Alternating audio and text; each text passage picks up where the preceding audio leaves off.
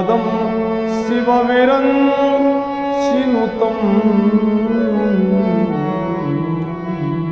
शरण्यं भृत्याभवाब्धिपोतं वन्दे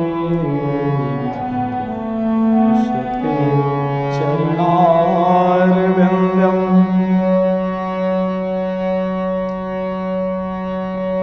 नारायणं नमस्कृत्यं नरं चैव नरोत्तमं देवीं सरस्वतीं व्यासं ततो जयमुदीरये।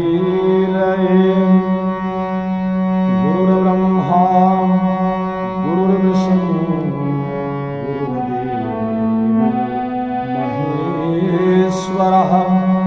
गुरुर्साक्षात् परम ब्रह्मा तस्मै श्री गुरुवे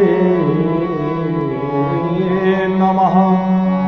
अखण्डानन्दबोधाय शिष्यसन्तापहारिणे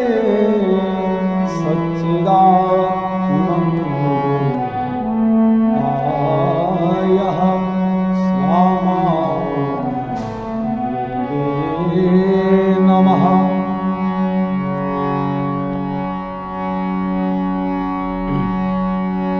मूकं करोति वाचालं पङ्गुं लङ्घयते गिरिं यत्कृपां तमहं वन्दे श्रीपरमानन्दमाधवम्। या देवी सर्वभूतेषु शक्तिरूपिणी नमस्तस्यै नमस्तस्यै नमस्तस्यै नमो नमः। या देवी सर्वभूतेषु मातृरूपेण संस्थिता नमस्तस्यै नमस्तस्यै नमस्तस्यै नमो नमः। जय जय श्री राधा रमण जय जय नवल किशोर जय गोपी चित चोर प्रभु जय जय माँ चोर। बोलिए वृंदावन बिहारी लाल की जय। राधा रानी सरकार की जय। आदि शक्ति परम अम्बा मातु दुर्गा की जय। राघवेंद्र सरकार की मातु जानकी की जय। श्री अरविंदेश्वर महादेव की। अनंत बलवंत वीर हनुमंत लाल की जय। आंजनेय हनुमंत लाल की। माता पिता गौरांग गंगा संत भगवान की जय। जय जय श्री राधे जय जय श्री राधे जय जय श्री राधे श्याम।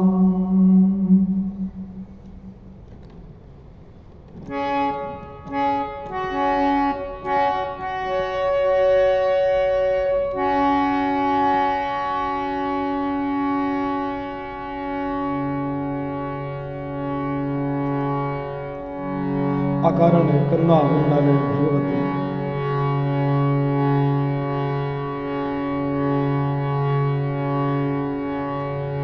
कृपा श्री वृंदावनेश्वर श्री जूल बिहारी श्री राधा कृष्ण अखिल ब्रह्मांड नायक भगवान श्री सच्चिदानंद के श्री चरणों में कोटि कोटि प्रणाम। कथा के सबसे बड़े रसिया आंजनेय श्री हनुमंत लाल जी के श्री चरणों में कोटि कोटि प्रणाम।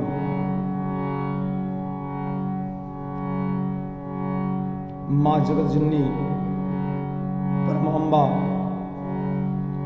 जिनकी पावन दिव्य दरबार में श्रीमद् भागवत सप्ताह ज्ञान गंगा यज्ञ का आज अष्टम दिवस श्री अरविंदेश्वर महादेव के इस पावन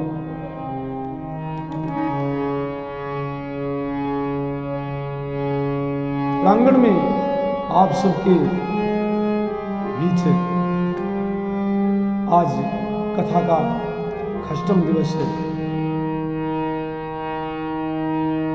अम्मा के पावन श्री चरणों में इस दास का कोटि कोटि प्रणाम। उपस्थित सभी श्रोता वृंद, विद्युत वैष्णव संत गौ माता पिता सद गुरुदेव, इनके श्री चरणों में इस दास का कोटि कोटि प्रणाम। यहां पर उपस्थित सभी श्रोता वृंद, भागवत कथा के ऋषिया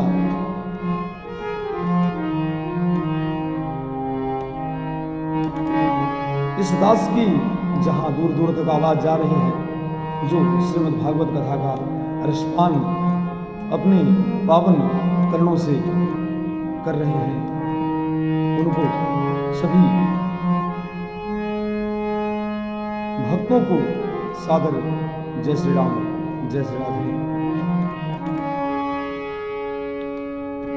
आज कथा का अष्टम दिवस प्यारे, आज आप सब भगवान की दिव्य लीलाओं का वर्णन सुनेंगे। सिगरौली जिले के पावन भूमि को इस व्यासपीठ की ओर से सादर नमन और श्रृंगी ऋषि की इस दिव्य पावन भूमि को कोटि कोटि प्रणाम। प्यारे, जिस धरा पर संतों का, ब्राह्मणों का, गौ गंगा, अन्य तीर्थों का, चाहे पुष्कर, प्रयाग, काशी, गोदावरी, हरिश्चंद्र, कोई भी तीर्थ या संतों का जिस धरा पर अवतरण होता है प्यारे, वो धरा स्वर्ग के समान हो जाती है। इस पावन सिगरौली के पवित्र श्री श्रृंगी ऋषि के पवित्र भूमि को इस व्यासपीठ की ओर से सादर प्रणाम।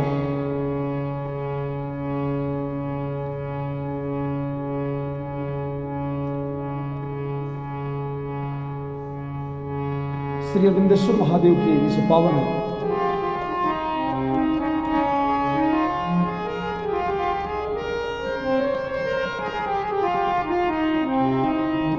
दिव्य दरबार में, उनके पावन प्रांगण में भगवती आदि शक्ति परम अम्बा, जगत जननी जगदम्बा माँ, त्रिगुण स्वरूपा राजराजेश्वरी, श्री महाकाली, महालक्ष्मी, महासरस्वती स्वरूपेण माँ आदि शक्ति दुर्गा के इस पावन दिव्य दरबार में श्रीमद् भागवत सप्ताह ज्ञान गंगा यज्ञ का आज अष्टम दिवस है।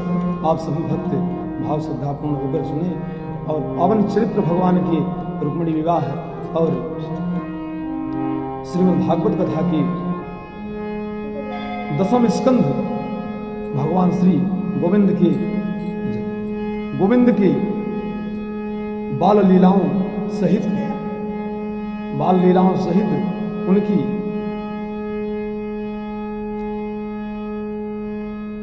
अद्भुत रास लीलाओं का भी आप सभी भक्त भावपूर्ण श्रवण करें।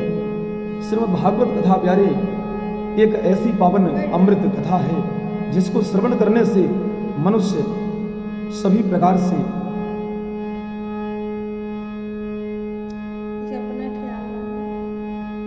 सभी प्रकार के पापों से मुक्ति पा जाता है। कितना दुराचारी हो, पापात्मा हो, पतित हो, लेकिन यदि श्रीमद् भागवत कथा का रसपान कर ले प्यारे, जीवन में एक बार कोई व्यक्ति उसके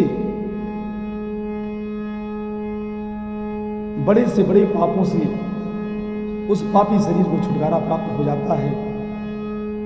अजामिल जैसे पापी को जो मरते समय एक बार अपने मुखारबिंद से नारायण शब्द का उच्चारण किया, जिससे उसका सर्वदा कल्याण हो गया। आइए हम सब श्रीमद् भागवत कथा के 10वें स्कंध में प्रवेश करते हैं। भगवान का हरिनाम संकीर्तन करके कथा में प्रवेश करेंगे। आइए सभी।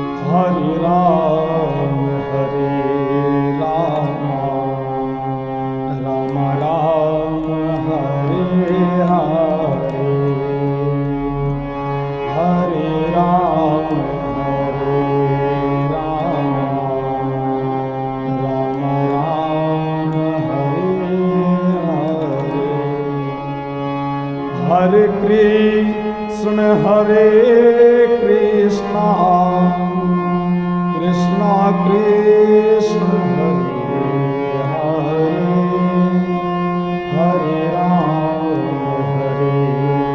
राम राम हरे हरे। हरे कृष्ण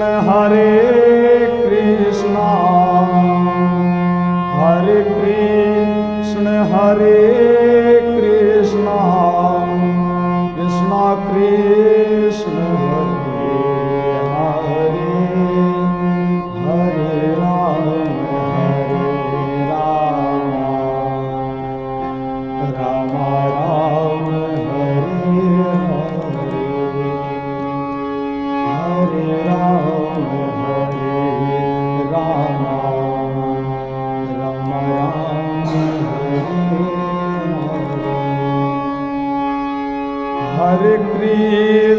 हरे कृष्ण कृष्ण कृष्ण हरे हरे, हरे राम राम हरे हरे। बोलिए वृंदावन बिहारी लाल की जय, राधा रानी सरकार की जय। श्रीमद् भागवत कथा सप्ताह ज्ञान गंगा यज्ञ का आज अष्टम दिवस है। कल कथा का विराम दिवस, विश्राम दिवस है। कल प्रभु की विदाई विराम दिवस की कथा आप सभी को श्रवण करेंगे।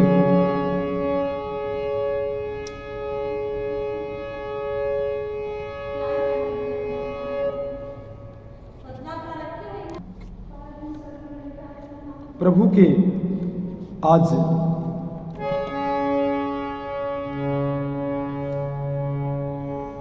प्रभु अरिष्टासुर का उद्धार करके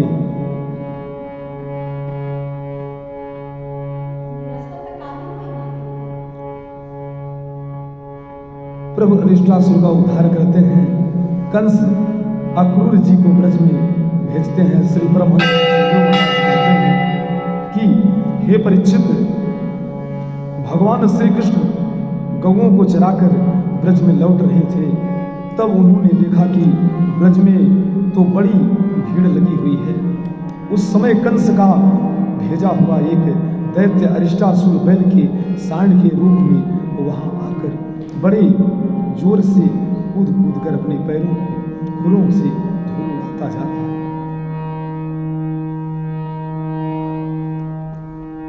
उसके तीखे तीखे सींगों को देखकर ब्रज के गोप और गोपियां भयभीत हो रहे थे और पशुओं को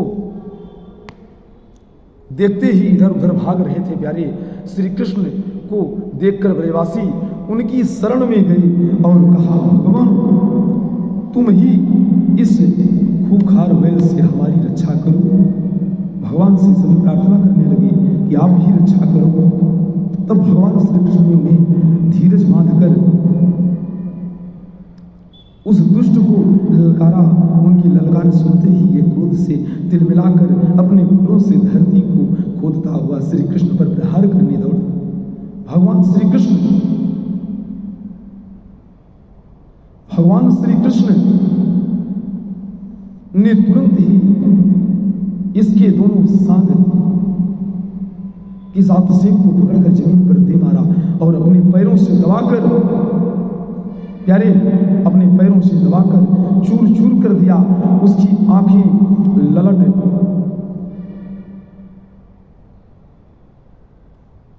बड़ी भिन्नता प्यारी।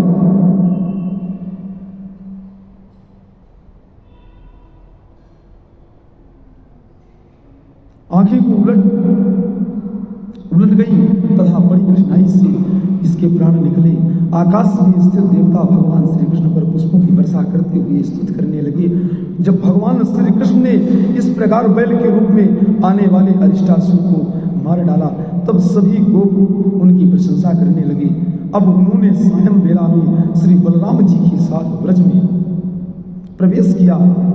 उन्हें देख देख कर गोपियां के नयन मन आनंद से खिल उठे। परीक्षित, भगवान की लीला अत्यंत ही अद्भुत है। इधर जब अरिष्टासुर का उद्धार भगवान ने किया, अरिष्टासुर को मार डाला, तब भगवान के प्रिय भक्त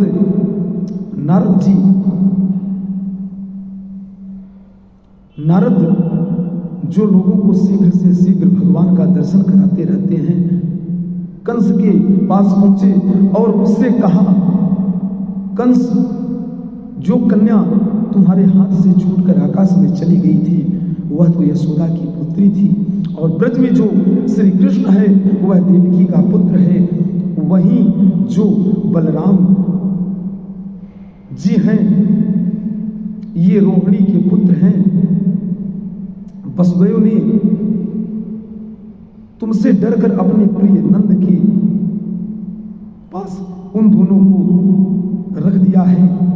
यह बात सुनते ही कंस की एक एक इंद्रिय क्रोध के मारे कपने लगी और तुरंत ही वसुदेव जी को मारने के लिए तीखी तलवार निकाल ली।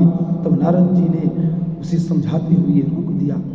जब कंस को यह मालूम हो गया कि देवकी वसुदेव को हथकड़ी बेड़ी से जकड़ कर कैद खाने में डाल दिया और केसी को बुलाकर कहा, तुम ब्रज में जाकर बलराम और श्री कृष्ण दोनों को मार डालो।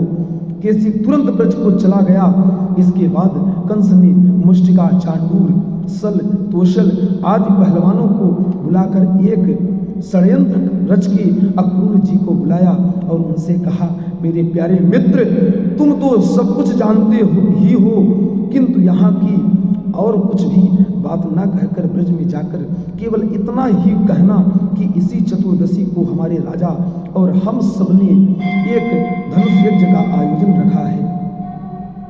उसके दर्शन और यदुवंशियों की राजधानी मथुरा की शोभा देखने के लिए तुम्हें बुलाया है। अक्रूर जी ने कहा, राजन मनीषितम सम्यक तब सवद धर्मार्जनम सिद्धयो समं कुर्याद दैवं ही फल साधनम। राजान मनीषितम सम्यक तब स्वावद यमार्जनम सिद्धयो समं कुर्याद दैवं फल साधनम। राजान मनीषितम, महाराज आप अपनी मृत्यु, अपना अरिष्ट दूर करना चाहते हैं, इसलिए आपका ऐसा सोचना ठीक ही है। मनुष्य को चाहिए कि चाहे सफलता हो या असफलता, दोनों में ही संभाव रखकर अपना काम करना और करा जाए। फल तो प्रयत्न से नहीं, दैवी प्रेरणा से मिलते हैं प्यारे। मनुष्य बड़े बड़े मनोरथ के पुल बांधकर अपने जीवन में पुल बांधता रहता है, परंतु वह यह नहीं जानता कि दैव ने प्रारब्ध में इसे पहले ही नष्ट कर रखा है। यही कारण है कि कभी प्रारब्ध के अनुकूल होने पर प्रयत्न सफल हो जाता है तो वह वर्ष और हर्ष से फूल उठता है, और प्रतिकूल होने पर विफल हो जाता है तो शोकग्रस्त हो जाता है। फिर भी मैं आपकी आज्ञा तो पालन कर ही रहा हूँ। अरिष्टासुर प्यारे पूर्व काल में बृहस्पति जी का शिष्य वरतंतु था। पैर पसार कर बैठना और गुरु की आज्ञा न मानने के कारण बृहस्पति जी ने इसे बैल होने का श्राप दिया था। श्री सुखदेव जी महाराज कहते हैं, परीक्षित, कंस ने जिस केसी नामक दैत्य को ब्रज में भेजा था वह एक विशाल घोड़े के रूप में मन के समान वेग से ब्रज में आकर बड़ी क्रूरता से हिनहिनाने लगा। उसकी हिनहिनाहट और भयंकर उछल कूद से सभी ब्रजवासी घबराकर इधर उधर छिपने लगे। उसके बाद बार बार कूदने से भूकंप होने लगा तथा उसकी पूंछ के बालों से बादल इतर बितर होने लगे। भगवान श्री कृष्ण ने जब देखा कि मेरे ही आश्रित ब्रजवासी इस समय बहुत भयभीत हो रहे हैं, तब वे उसके सामने आकर सिंह के समान गरज कर उसे ललकारने लगे। उनकी ललकार सुनकर यह और भी चिढ़ गया तथा क्रोध से भरकर मुंह फाड़ के कृष्ण की ओर ऐसे दौड़ा मानो आकाश को अभी पी जाएगा। परंतु भगवान श्री कृष्ण ने अपने दोनों हाथों से उसके पिछले दोनों पैर पकड़कर आसमान में घुमाकर भूमि पर 400 हाथ की दूरी पर दे मारा। वह फिर सचेत होकर श्री कृष्ण की ओर दौड़ा। तब भगवान श्री कृष्ण ने अपने कोमल कर कमलों का घूंसा उसके मुंह में डाल दिया। उस समय वह घूंसा उसे तपे हुए लोहे के ब्रज के समान लगा, जिसके लगने से केसी के दांत आंत सब चूर चूर हो गए प्यारे, और मुंह सीमा खून उगलने लगा। उसके प्राण निकल गए। वो गोविंदाय नमो नमः। उस समय देवताओं के आश्चर्य का सीमा ना रहा। उन्होंने भगवान पर प्रसन्न होकर पुण्यों की वर्षा की और उनकी स्तुति करने लगे। देवर्षि नारद भगवान के परम प्रेमी और समस्त जीवों के सच्चे हितैषी हैं। कंस के पास से लौटकर अनायास ही अद्भुत कर्म करने वाले भगवान श्री कृष्ण के पास आए और एकांत में उनसे कहने लगे, सच्चिदानंद स्वरूप श्री कृष्ण, आपका स्वरूप मन और वाणी का विषय नहीं है। आप योगेश्वर हैं, सारे जगत का नियंत्रण आप ही करते हैं। आप सबके हृदय में निवास करते हैं और सबके सब आपके हृदय में निवास करते हैं। आप भक्तों के एकमात्र वांछनीय, भक्तों के एकमात्र आप वांछनीय यदुवंश शिरोमण और हमारे स्वामी हैं।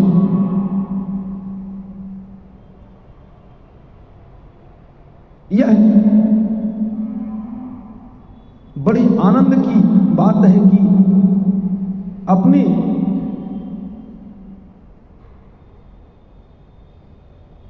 कार्य में आप अत्यंत कुशल रहते हैं और आप अपने कार्य को बड़ी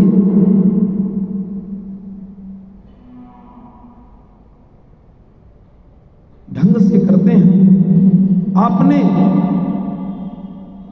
खेल ही खेल में घोड़ी के रूप में रहने वाले इस दैत्य केसी को मार डाला। प्रभु, अब परसों में आपके हाथ चाड़ूर मुष्टिक आदि पहलवान, कुबलिया पेड़ हाथी और स्वयं कंस को भी मारते देखूंगा। फिर नारद जी भगवान के द्वारा आगे होने वाली महाभारत आदि लीलाओं का वर्णन करके उनसे आज्ञा लेकर तथा उनके श्री चरणों को प्रणाम करके अपने लोक को चले गए। परमहंस सुखदेव महाराज कहते हैं, परीक्षित, एक समय वे सब ग्वाल पहाड़ की चोटियों पर गाय आदि पशुओं को चराते हुए चारों ओर रक्षक बनकर लुका छिपी का खेल खेल रहे थे। उसी समय वहां व्योमासुर एक ग्वाल का वेश बनाकर आया। वह मायावी के आचार्य मयासुर मय दानव का पुत्र था और स्वयं भी बड़ा मायावी था। वह खेल में बहुधा चोर ही बना और रक्षक बने ग्वाल वालों को चुरा चुरा कर पहाड़ की एक गुफा में डालकर चट्टान से उसे ढक आता।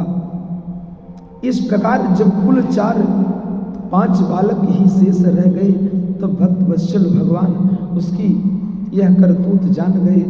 गोपान नयतम जग्राह ब्रिकम हरि वौजसा। गोपान नयतम, जिस समय वह ग्वालवाल को लिए जा रहा था उसी समय उन्होंने जैसे सिंह भेड़ियों को दबोच ले जाता है उसी प्रकार उसे धर दबोचा। व्योमासुर बड़ा बली था। उसने पहाड़ के समान अपना असली रूप प्रकट किया और चाहा कि अपने आप को छुड़ा लूं, परंतु भगवान ने उसको अपने शिकंजे में इस प्रकार बांध लिया कि वह छुड़ा न सका। तब भगवान श्री कृष्ण ने अपने दोनों हाथों से जकड़कर भूमि पर गिरा, पशु की भांति गला घोट कर मार डाला। देवता लोग बिमलों पर चढ़कर भगवान की यह लीला देख रहे थे। अब भगवान श्री कृष्ण उस चट्टान को तोड़कर अपने साथी ग्वाल वालों को लेकर ब्रज में लौट आए। यह केसी इंद्र का अनुचर कुमुद था प्यारे। देवराज के अश्वमेध यज्ञ के भोग की सामग्रियों को यह चुरा चुरा कर खा जाता था, इसलिए इंद्र ने इसे घोड़े के समान एबीला जानकर घोड़ा होने का श्राप दे दिया। व्योमासुर पूर्व काल में भीमरथ नाम का प्रसिद्ध राजा था। यह काशी का राजा था प्यारे। यह उन दिनों कुछ उदंड हो गया था, इसलिए इसके दुष्ट दैत्यों जैसे आचरण देखकर इसे राक्षस होने का श्राप दे दिया था। भगवान श्री कृष्ण का स्पर्श होने से इसकी मोक्ष हो गई, इसका मोक्ष हो गया और ये परम धाम को चल गया। अक्रूर जी ब्रज की यात्रा प्रारंभ करते हैं। बलराम श्री कृष्ण का यहीं पे मथुरा गमन होगा। आप सब भाव श्रद्धा से इस कथा को श्रवण करें। अक्रूरो चतुरात्रि मधुप्रिया महामतिः उषित्वा रथमास्थायः प्रयो नंद गोकुलम। परमहंस श्री सुखदेव महाराज कहते हैं, हे परीक्षित, हे राजा परीक्षित, महामति अक्रूर जी भी वह रात मथुरापुरी में बिताकर प्रातः काल होते ही रथ पर सवार हुए और नंद बाबा के गोकुल की ओर चल दिए। मार्ग में भगवान की भक्ति से परिपूर्ण होकर वे सोचने लगे, मैंने ऐसा कौन सा शुभ पुण्य कर्म किया, ऐसी कौन सी श्रेष्ठ तपस्या की है। किं माया चरितम भद्रम किं तत्वम परमम तपः किं वाध्यात्म यद दक्षिण केशव। अथवा सत्पात्र को ऐसा कौन सा महत्वपूर्ण दान दिया है जिसके फल स्वरूप आज मैं भगवान श्री कृष्णचंद्र के दर्शन को प्राप्त करूंगा। अक्रूर जी सोचते हुए, अहो कंस ने तो आज मुझ पर बड़ा ही अनुग्रह किया है, अरे बड़ा ही अनुग्रह किया है। आज मैं उसके सामने विनीत भाव से सिर झुकाकर बड़ा ही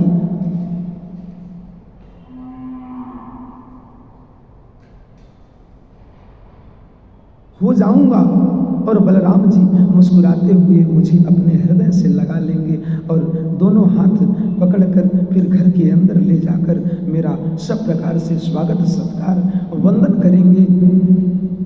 इसके बाद पूछेंगे कि कंस हमारे घर वालों के साथ ऐसा व्यवहार क्यों करता है। परमहंस श्री सुखदेव महाराज कहते हैं, परीक्षित,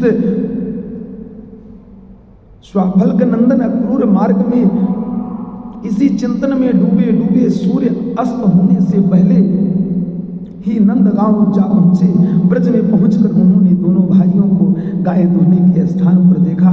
उन्हें वहां विराजमान देख अक्रूर जी तुरंत ही रथ से कूदकर भगवान के चरणों में साष्टांग लेट गए। प्रेम के